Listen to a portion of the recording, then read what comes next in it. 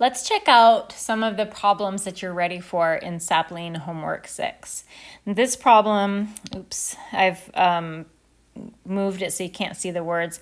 This one is giving you a glycerol and 3 fatty acids in this box, and it wants you to edit this to show the triacylglycerol that would be formed between these 4 molecules. Don't be stressed out over here that this carbon-oxygen double bond is turned upside down from the way that you normally see that. Don't let it bother you. So all that you have to do is look in your notes at the structure of the triacylglycerol. In section 19.4, we drew a picture of these molecules coming together. And once you figure out what you need to do, you can use the erase feature to get rid of atoms that are not going to be in the final product. And it doesn't matter exactly which atoms you get rid of. And once you've gotten rid of the right number of atoms, then you are just going to form a new bond, and you can stretch the bond way out between the atoms like that. And so you're just going to do that throughout the whole molecule. Question number 9 is asking you some general questions about triacylglycerols in terms of their properties and their structure. So just as a refresher, first one says triacylglycerols are carboxylic acids. Let's remember the carboxylic acid functional group looks like this. So, and then it's got like some kind of carbon chain hanging out here on the end. So if a molecule has this particular bonding pattern in it, then it is a carboxylic acid.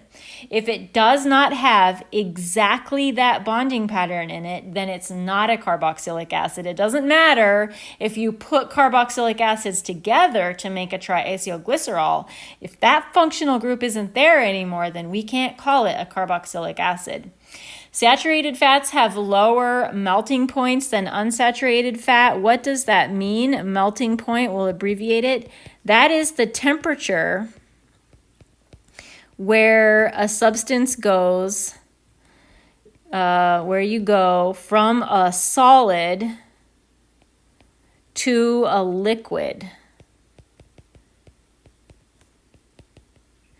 So if something has a melting point of 50 degrees, that means at above 50 degrees, it's going to be a liquid, and at below 50 degrees, it's going to be a solid.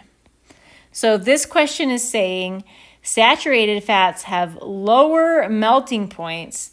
That would mean that saturated fats are, this is another way of saying saturated fats with their lower melting points are liquids at lower temps than unsaturated fats. And that's what that question is asking. So you have to think about, does that make sense? The next thing that we're looking at, fats that contain more saturated fatty acid residues than unsaturated fatty acid residues are more likely to be solid at room temperature. What's the fatty acid residue? So the triacylglycerol, this guy, and then we've got these things coming off of it. The fatty acid residue is the tail hanging off the end of these. So that, now that you know that, you should be able to answer or address that part of it.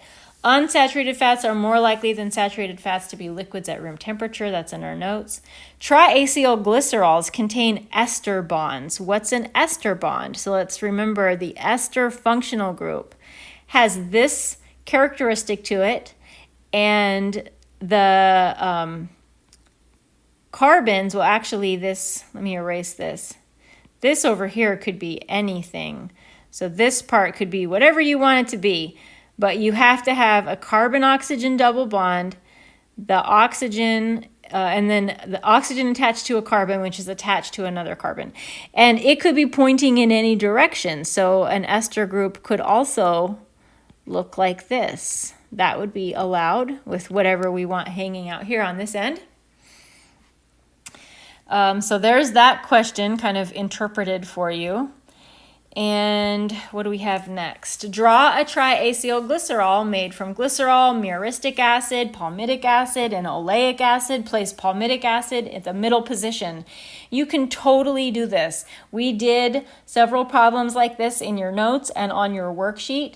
Remember that when you're drawing this, I want you to look really carefully at your notes so that you know exactly where carbon number 1 is located in the structure of the triacylglycerol, and go from there, and just be really careful as you're counting the carbons of these structures to make sure that you don't miss anything. Also notice this guy, oleic acid, it wants you to draw the double bond in the cis position. So that's going to take you're going to have to put some effort into that, but I know you can do it. Maybe with this one, draw it on paper first and then transfer it into Sapling. This one should be pretty easy for you to do. They've phrased it in a way that, they're saying things like generally coming from plant sources, solids or semi-solid, which means kind of mushy, mostly saturated fatty acids, so that you should have no problem answering those ones. Question 13, modify the structure to show the hydrolysis of this guy. So we need to add or remove bonds as needed. So this is where you need to look in your notes, section 19.5. That's where we did these reactions. And again, what we're going to do down here is edit this structure. So once we've decided where we're going to be breaking bonds, we need to get our eraser tool going and then just click on the bond that we don't want anymore. And then we need to make new bonds, and we don't have to worry about how they're pointing. Like, we can point them in all kinds of gross directions.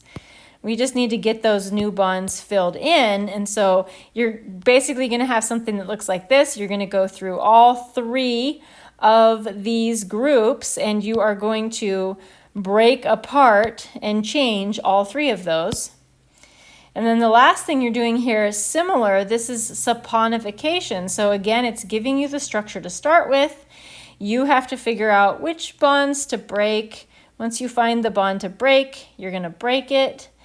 And I don't know why I'm zooming way.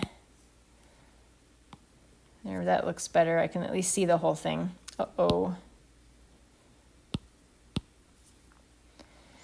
So I'm breaking a bond, and then once I've broken a bond, I need to make some new bonds. So I know that I need to make a bond to a hydrogen over on the glycerol, and on the carbon, I need to make a bond to an oxygen. And I also need to have a sodium hanging out nearby, not bonded to the oxygen, just nearby.